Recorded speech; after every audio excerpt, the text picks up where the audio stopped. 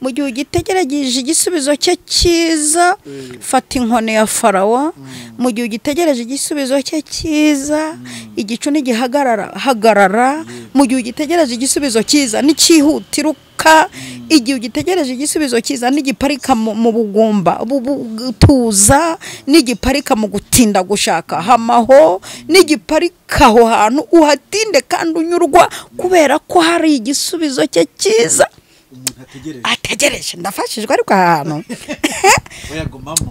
igihe ugitegereje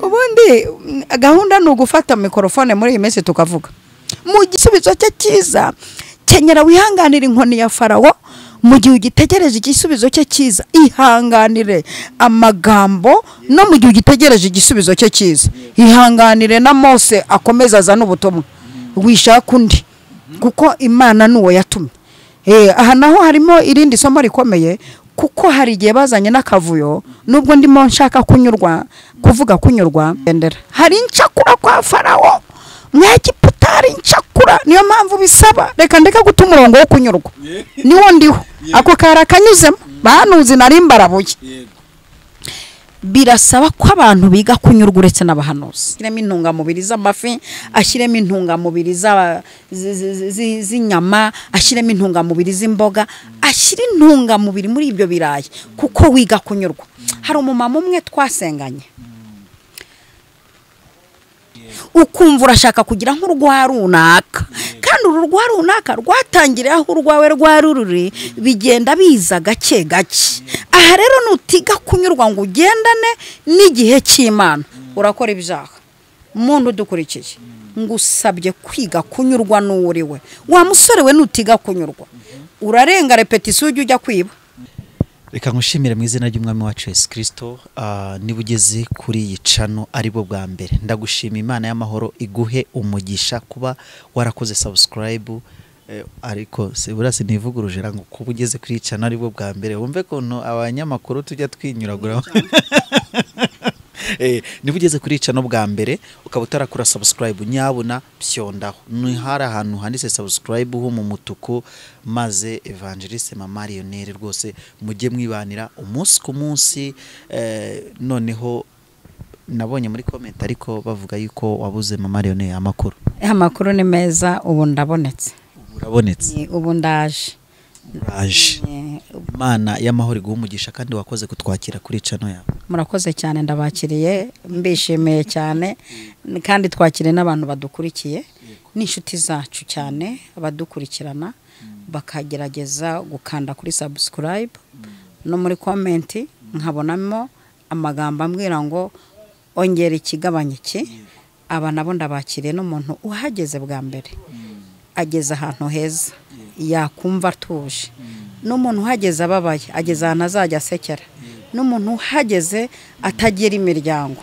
ndamubera umufamiliye n'umuntu ugeze kuri icana ahorana umubabaro mwatuyeho kwishima karibu kandi umva ninayengize ngutangiye kubwiriza bya bindi byawe ubushize niyo mpamvu nifuje kuba twabiganiraho noneho tukabinoza neza hari ukuntu uhereza umwana ibyo kurya utaramenya kurya ariko ntago badukurikiye ariko bataramenya kurya ahubwo nuko batabisobanukiwe wenda neza ndashaka kugira ngo ushireho umusozo ku bahanuzi bigize abakomisiyoneri aho hantu Mama Lionel nukuri kino kiganiro nanye naragikurikiye ndagikurikira numva inyigisho ariko numva basize hejuru ikaze rero na karibu ariko mbere yuko tubyinjiramo manzo dushira imbere y'Imana n'abadukurikiye nyabona mu mutima gusa niyo waba uri mu kazi hari abantu bacyumva kino kiganiro bari mu kazi ariko bombeka amaso yo mu mutima dusengana Imana ndiyo Mana nyiribihe turagushimiye cyane ko uyu mwanya uduhaye ijambo ryo kubwira abantu waremye turasabye ngo umwuka wera akurikirana abantu bagiye kumvira ijambo ribabera umutukiza kandi umuntu wese ugiye gukurikirana iki kiganiro arwaye akire wabuze uburyo bubone Mana iki kiganiro umuntu wese ugiye kugikurikirana ari muri situation itari nziza umubera umurengezi urakoze kubana natwe muri byose mu izina rya Yesu, amen. Amen. Amen and amen. Cyangwa se nanone amen. Hari abantu yavuga ngo ende amen abakambaza, ariko se icyo kinyarwanda kandi wa muhungu gikwiye. Ariko rero natwe ntibakajye baturenganya, none se ko umuco nyine wivanzemo n'indi mico. Mama Leonel, nari mvuze ngo hari abahanuzi wavuze bigira abakomisiyoneri, ariko ndagira ngo tuganire kuri abo bahanuzi. Hari ntabwo wagisoje neza, ndagira ngo ugisoze ariko uze no gukomoza noneho ku kintu bita kutanyurwa. Bino biterwa noneho hari igihe umuhanuzi Imana iba yaranamuhaye impano kuko ari iby'ukuri, hanurira abantu, avuga ubutumwa, ariko akaba umukomisiyoneri w'ikinyoma, agashyiramo akantu ko gucakura kiyo hirya mu bapfumu afite n'udupasi two mwavu. Ariko noneho tuze noneho n'ikintu bita ariko mbona ikibitere akenshi ari ukutanyurwa. Ikaze. Urakoze cyane uko ubivuze n'iby'iki kiganiro nkivuga kuri no chano yanjye. Navuze ku bahanuzi cyane nshyiraho babaye abakomisiyoneri, ku buryo umuhanuzi ashobora gukomisiyona umugore akaba umugabo akaba umugore wa runaka. Hari ngo zubatse mu buryo bwa gikomisiyoneri, hari n'abantu bagiye babona amamodoka mu buryo bwa gikomisiyoneri bagatanga amapase. Hari kata nyinshi abahanuzi bafite tuzakomeza gukomozaho, ariko uyu munsi hari icyo nshaka kuvuga kandi navumbuye ikibitera harimo umwuka wo kutanyurwa. Abantu banze kunyurwa nuko bari cyambere. Hari umuntu Imana ibarahaye nk'impano yo kuririmba, akumva ntanyuzwe, kabona hari abahanuzi nibo bari gukundwa, nibo bari gushakishwa, kumva ntanyuzwe n'ibyo Imana amuhaye byo kuririmba, akumva arashaka no kuba umuhanuzi. N'umuhanuzi nawe akumva ntanyuzwe n'ubuhanuzi Imana yamuhaye, akumva nawe yaba umuvuga butumwa ngo ajya atumirwa. Ariko ndashaka kuvuga impamvu yo kutanyurwa ku bahanuzi n'ubuzima bafite ntibubanyuze, bituma kutanyurwa. Turaza gusanga hari ahantu Paulo yavuze mu Bafilipi igice cya 4:11, aravuga ngo ibyo simbivugiye yuko nakenaga, kuko uko ndi kose nize kunyurwa n'ibyo mfite. Hasi amanuka avuga ati nzi gucishwa bugufi. Ubwo natwe twavuga tuti tuzi kuburara kandi tukanyurwa, ntitujye gusaba, tuzi kwambara umwenda umwe kandi tukanyurwa, tukawufura tukuzura umwuka wera, tuzi kuryama mu nzu z'inkodeshanyo kandi tukanyurwa nuko tushoboye kuzishyura mu minsi 30. Tuzi natwe dufite ibyo tuzi. Imana ihabwa icyubahiro kandi umwuka w'Imana agakomeza akorera muri mwe, agakomeza gukorera muri twebwe. Kubera iki kunyurwa? Ubundi kunyurwa ni inkingi nesha Satani, ni inkingi nesha ibigeragezo, ni inkingi yakuneshereza ubukene. Iyo unyurwa iminsi yose unyurwa, uba wowe, wiga kuba wowe, ntiwigana runaka kubera kwiga kuko wanyuzwe. Ndibuka igihe kimwe Abisiraheli bazengereje Mose, bamaze igihe birira manu bayihaze. Sinzi n'impamvu bari bayihaze kandi bazi ko nta n'umuntu, bazi ko natere bariho byari ngombwa ko babarya manu. Ubundi kirazira kumva warira ifiriti mw'Egiputa. Ifiriti umuntu azirya ageze Kanani. Kantu gasobanure neza. Ubundi hari igihe mukoresha imvugo ya Bibiliya nayo ijimije, kandi hari abantu baba bakeneye kugira ngo ubasone. Ubundi Egiputa ni iki? Egiputa reka mbanze mpasobanure mu buryo buzwi cyane. Mw'Egiputa ni nk'ahantu ho kugeragerezwa, ahantu h'imibabaro. Mw'Egiputa muzi ko ariho ingabo za Farawo. Icyo gihugu cya Egiputa cyazengerereje Abisiraheli, bituma Imana ihagurutsa Mose. Mw'Egiputa ni ahantu umuntu aba niyishime imbere y'abanzi, imbere y'abutaratirimi ibyo bintu, y'abutarataho inyama. Mw'Egiputa bisaba kuburi murya mu igihe cy'ikigeragezo, bisaba kuburya ibiryo bijyanye n'ikigeragezo urimo, kandi ugasabwa kukihanganira, kubera ko inshuro nyinshi abantu badukurikiye bakunda kugira Imana ibabwira inyuze mu bahanuzi. Inshuro nyinshi uba waranabwiwe ko izakugirira neza, n'umuntu wicaranye ko Imana izamugirira neza akaba atari manyurwa n'ibyo bayimuhaye, umwanya gitegereje igisubizo cyiza. yakwiye kuba anyuzwe n'ibyo Imana ibimuhaye. noneho rero uri kuvuga nkagerayo hari ukuntu twandikira ababosi ngo tubashimiye ko dutegereza igisubizo cyanyu cyiza. noneho rero hari akandi kantu uruvuze muri abo kuntu ubwo buzima nyine utarataho inyama, mpita nibuka hari ahantu nge nigeze gukodesha, noneho naba nkatinya kurya inyama mu minsi ya nyuma nenda kwishyura mu gihe ndi kubona amafaranga atari kuboneka neza. ngo n'indya inyama biraba birebire mu gihe babwiye ngo muri iyi minsi munyihanganire amafaranga azaboneka muri iyi minsi, ariko nkumva karanze inyama. Kirazira gukaranga akanyama urengeje iminsi 2. Iyo naho ne Egiputa kandi imbonero kwihanganisha n'abantu bakiri mu bukode. Bagenzi banjye tukiri mu bukode dukomere kuko hari ibintu utarata imbere ya nyirinzu kuza kumukawusha amafi imbere urengeje iminsi 2 utarishyura. Buguri yeranje nyine urya nk'umuntu ukiri kwa Farawo, igihe Kananu yambutse nibwo uzatangira kurya ku kaboga. Hanyuma dusobanukiye rwose ubwo Egiputa turayisobanura ikomereza mu marero urakoze. Noneho rero aha mu Egiputa Uwiteka yarabwiye yatungishaga Abisiraheli mano ubundi ni n'igitarara ni gaburo ry'uwo munsi rinatangaje bisobanurwa ngo iki niki. Burya ni kwisobanuye iki niki numva ni igitangaza.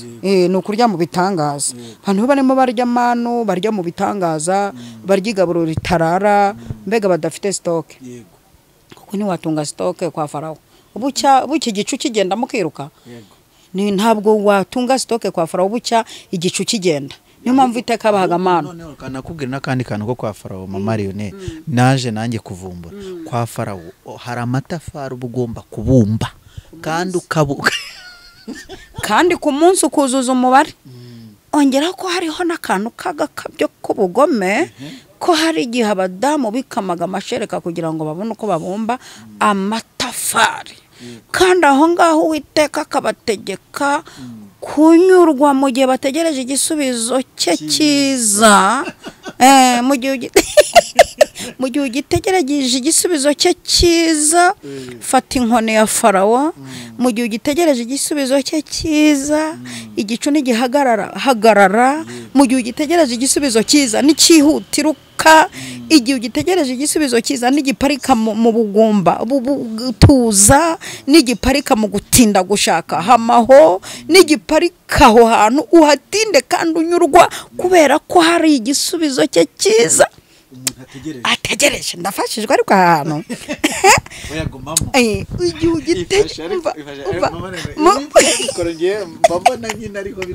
ubundi gahunda ni ugufata mikorofone muri iyi minsi tukavuga mu gisubizo cye cyiza. Kenyera wihanganira inkoni ya Farawo mu gihe ugitegereje igisubizo cye cyiza. Ihanganire amagambo no mu gihe ugitegereje igisubizo cye cyiza. Ihanganire na Mose akomeza azana ubutumwa. Wishaka undi kuko Imana nuwo yatumye.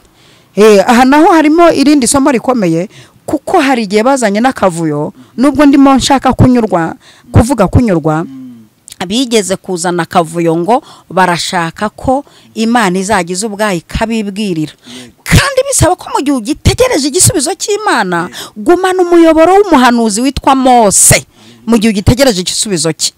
Aha rero hari abarambiwe gutegereza igisubizo cye, babwira Mose bati please twahaze mano. Urabona abantu b'abagabo, urabona abantu rwose iminsi tumaze dukumbuye akaboga, turumva dukumbuye nimba hari n'abashintumbaze turumva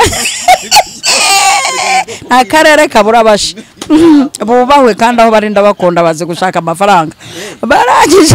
Barangije bati rero nyakubahwa Mose please, aha tugeze tumaze igihe turya mani tugezaho. Bakora ikintu cy'ubuswa cyo kuvuga ko bahaze manu bakiri ku musozi wo kwiriraho. Aha bari bibagiwe umusozi bariho n'uwo kuriraho manu. Wishaka kumera nka runaka ukiri kuri uwo musozi, banza uve kuri uwo musozi igakunyurwa. Noneho babwira Mose bati turashaka akanyama. Ajya kubwira Imana ati nyamara banzengereje sinjya mpemwa barashaka akanyama.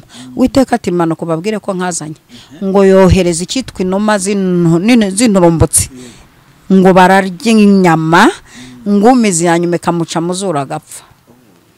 Ngo aho hantu haguye Abisiraheli benshi bazize kutanyurwa n'amana. Nizi saha hitwa imva z'abifuza. Ni irimbi ry'abifuza nk'uko tuvuga irya Rusorori rya Nyamirambo, ni irimbi ry'abifuza. Ririya rimbi ryazize kutanyurwa, akaba ariyo mpamvu n'aba bahanuzi bazize kutanyurwa bakaba bakubitanye n'irimbi ry'abantu nabo batoroshye. Erega reka ndabura aba bantu nubwo kurabura ari ururimi rw'abarara ngo mbarabure. Hari umunsi haleluya ku bantu badukurikiye. Hari umunsi Imana yabwiye Mose iti genda ubabwire bakomeze bagende, ariko ntibabyumva, bakomeza kumva bitakunda. Noneho icyo nshaka kuvuga ni iki, kurabura aba bantu bitwa abahanuzi bari mu gihe bari no guhanurira incakura zo kwa Farawo, bakaba batanabize, bakaba barimo bagendera mu kigare. Umuntu akaza ari incakura iruta ubwo ufite, akaza yiyoberanije yanze kukubwira icyifuzo cye ngo cyerekwe. Hakaba n'igihe aza akakuyobya ati nsengera. Ari umuntu wigeze kuncanga, araza ari umukobwa w'inkumi ngo arebe ko ndi umuhanuzi kazi ngo werekwa, ati nsengera abana banjye babiri babuze Minerivare mama Marione. Ndamureba ndavuga baraje kureba ko mwuko ndimo usobanye. Nahagurutse rwombo ndigendera. Hari incakura kwa Farawo, mw'Egiputari incakura. Niyo mpamvu bisaba reka ndeka guta umurongo wo kunyurwa, niwo ndiho ako kara kanyuzemo bahanuzi nari mbarabuye. Birasaba ko abantu biga kunyurwa uretse n'abahanuzi nuko nari mbavuzaho bagenzi banjye ndabakunda. Ariko muntu dukurikiye waba uri umukobwa urasaba kwiga kunyurwa nimba ari ukusa ihangana usuryo witeka kuremye wirabura. Nyurwa no kwirabura kwawe, hari gihe kaba ari agapasuwadi witeka ashyizeho kazakurura umusore. Waruzi ko hari igihe ngewe nkunda hari uko nakunda n'uyu munsi wa none. None hari n'abahungu bagenzi banjye uvuga ako kantu uvuze bagira uko bakunda, wakwihindura icyatsi cyangwa ubururu cyangwa umutuku n'igisubizo. Mbega haragiye witukuza ukahita unyurana n'igisubizo cyawe. Hakaba n'igihe kwa kutanyurwa ubu hari ibintu byaje ubu bambara bakagira amataye kandi ntayo bahavukanye. Kandi wenda umusore wari kuzagukunda yikundira umukobwa ufite amabuno nk'ay'umushoferi cyangwa nk'ay'umuntu uhunga inkoni. Ahubwo wicaye bajya bavuga ngo wicaye ku pasi, wicaye ku ipasi ubundi babyita guhunga inkoni. Wari wabona ukuntu umuntu wahunga inkoni wajya ku ishuri bajyaga kudukubita ukagira gutyo ugahunga inkoni. Hari rero haba hari n'umusore wikundira umukobwa ufite amabuno nk'ay'umuntu ahunga inkoni. Noneho kajya kwiburanya n'igisubizo cyawe, kajya kwambara bya bintu byaje ngo bituma umuntu agira amataye. Ibyo biva ku kutanyurwa, bantu mudukurikiye. Ndashaka ko wumva kunyurwa icyo ari cyo, ukamenya ko mu gihe Imana iri kuguha ibirayi ari byo bibashije kuboneka, ari byo ubashije guhaha. Nubwo muri no minsi biri kurya umugabo bigasiba undi, n'urugero. Iga kunyurwa nabyo nicyo gihe cyabyo bisengera Uwiteka ashyiremo intungamubiri z'amafi, ashyiremo intungamubiri z'inyama, ashyiremo intungamubiri z'imboga, ashyira intungamubiri muri ibyo birayi kuko wiga kunyurwa. Hari umumama umwe twasenganye kitwa kunyurwa, yajyaga abona igikoma cya sosoma abona abandi bana bakinywa, we ntacyo abashije kubona, agasengera amazi ati Mana Nyiringabo, aya mazi nshyiriramo amasaka, nshyiriramo soya, nshyiriramo ibigori, nshyiriramo sosoma, nshyiriramo isukari, nshyiriramo uburo, nshyiriramo ingano, abana banjye banywe aya mazi banywe yitwa intungamubiri. Kandi Imana uzambyibuhiriza abana, afite abana beza kugeza izi saha. Nutiga kutanyurwa utanyurwa uri umudamu ni kwa kundi utazanyurwa n'umugabo wawe ukajya gushaka abandi, ni kwa kundi utazanyurwa n'ubukene bw'umugabo ukajya gusambana. Ubu n'ubu busambanyi bw'indangakamere bwinjiye mu ngo. Ubu muri no minsi hari abasore bakanuye amaso ngo batagisambanya abakobwa, barimo bajya gusambanya abadamu bari mu ngo zikennye. bigize abapfubuzi. Bigize abapfubuzi ariko bareka Uwiteka hari amapiyesi agiye kubanoboramo muri no minsi. Arabacomokora nk'uko wacomokoye inziga za Farawo mu magare. Ariko bitewe n'iki? Bitewe n'umwuka wo kutanyurwa. Cya gihe utanyuzwe n'urugo Imana yaguhaye, ukumva urashaka kugira nk'urwa runaka, kandi urwa runaka rwatangiriye aho urwawe rwarururi, bigenda biza gake gake. Aha rero nutiga kunyurwa ngo ugendane n'igihe cy'Imana, urakora ibyaha. Umuntu dukurikiye ngusabye kwiga kunyurwa n'uwuriwe. Wa musore we nutiga kunyurwa, urarenga repetition ujya kwiba. Nutiga kunyurwa uri kurigishe, wirirwa winjiza amafaranga wahambiriza fimbo, kandi uhembwa amafaranga atagera ku 100,000, kandi ku munsi ubara nka miliyari. Nutasaba Imana ngo goye kunyurwa, uziba bagufunge. Sino gufungwa guseresi nabo bonyine ariko bo kurigisha birirwa mu mafaranga mu mariyone. Uzi ko umuntu areka kunyurwa cyangwa se abura ikintu bita kunyurwa, ugasanga ari guhemukira inzira ari buze gucamo. Yego ukaba usibye amayira cyangwa utemye ishami ry'igiti ugicayeho. Urugero reka ngo urugero, hari ahantu hamwe nzi nabaye, yewe ni ibintu nzi sibyo nabwiwe.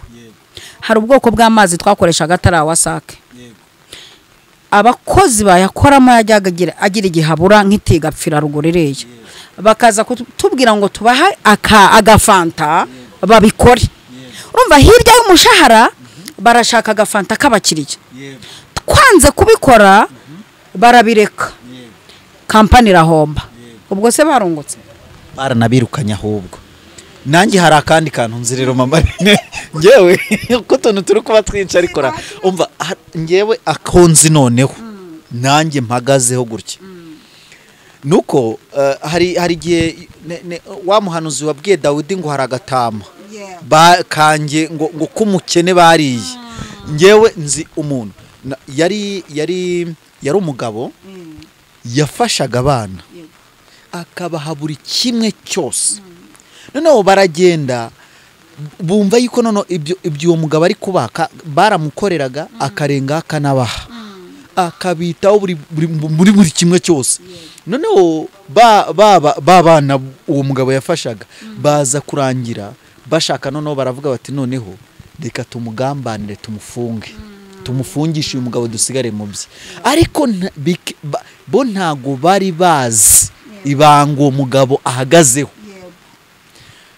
Bo urumva nabo ntibageze kunyurwa. Umunsi wo kumufunga, umunsi byari byarangiye babona yuko byarangiye, birahindukira bari bo bafungwa. Ubwo se ntaziza kutanyurwa, baziza abo bana kandi bajya inama yego abuza abantu bajya inama umuntu umwe unabafasha buri kimwe cyose. Iyo batsamuye aravuga ati murakire byakomera, ati bimeze biti. Hari oya noneho oya umwe muri bo nyuma yaho niho yaje kwisubiraho, aza kuzana umugore. Ariko umwe muri bo ntaza kurengerera, ariko aza kuzana umugore. Noneho sasa wa mugore ariyishyurira wa mugabo sinyakoze. Kunyurwa birakenewe yuko nawe agiye kubaka urugo nk'abandi, bya bindi ibyo yakoze biramugaruka nasa yisanga umugore nawe yaraje kugira ngo yirire amafaranga yigeze. Kunyurwa birakeneye, ugasanga umukozi wo mu rugo ku kwezi arahembwa, ariko mukanya ibishyimbo akirukana ibiti byose, mukanya akabacomoye isabune, mukanda akabacomoye ibishyimbo, akabacomoye umuceri. Ntanyuzwe n'umushahara kandi ntazi umugisha wari uri muri urwo rugo, ntazi ubutabazere kuzahura nabwo muri urwo rugo. Noneho kutanyurwa arirukanwe, kandi yirukanwe nk'umuntu bizwiho ko ari umujura, ntazongera kubona akazi. muri iyo karitsiye kandi biranakura azize iki kutanyurwa.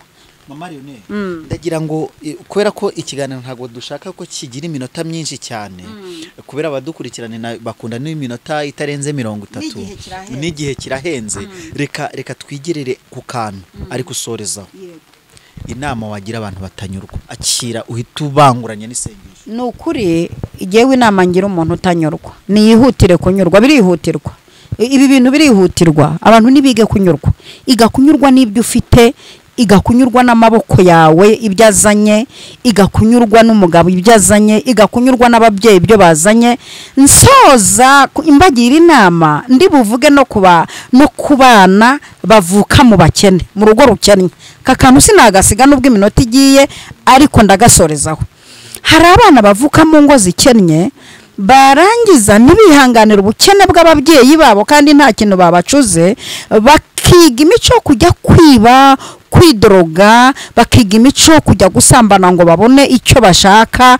Ibyo biterwa no kutanyurwa bizakuzanira sida bizakuzanira gukubitwa ufungwe bizakuzanira kaga. Inama mbagira abo bose abo mvuze n'abandi nzavuga nibige kunyurwa. Paul aragira ati nize kunyurwa nize kunyurwa mfite ibyo nahuye nabyo mfite ibyambangamiye ariko niga kunyurwa nabyo kugira ngo ndebe ko nazabona ubwami bw'ijuru. Imana ibaho umugisha mwinshi cyane. Umuntu wari udukurikiye ngusaba imbaraga zo kunyurwa igakunyurwa ukimara kumva iki kiganiro saba Imana iguhe kunyurwa n'ibyo ufite iguhe kunyurwa n'umushahara ufite utazazunguruka amakampani yose ukaburana na kamwe wari ufite. Reka tugusengere. Imana ishobora byose umuntu wese wari udukurikiye musabiye imbaraga zo kunyurwa kandi hirya yo kunyurwa uzamuha iherezo ryiza. Imbaraga zo kunyurwa uzimuhe. Paulo yaragize ati nize kunyurwa nubwo nahuye n'ibintu byinshi bikomeye nkahura n'abantu batari beza muri uyu murimo nkahura n'urugamba rukomeye ariko nize kunyurwa. Ba Daniel bize kunyurwa n'ibishimbo n'amaninwa birengagiza inyama zari ibwami biga kunyurwa ariko babona iherezo ryiza. Sabiye umuntu wese kunyurwa imbaraga zo kunyurwa zimanukire ku muntu wese udukurikiye. Urakoze Mana ndagushimiye kuri Imana ibikoreye kwiyubahisha ubuntu bw'umwami Yesu Kristo n'urukundo rw'Imana no gufashwa n'umwuka wera bibane natwe twese mu izina rya Yesu Kristo amen.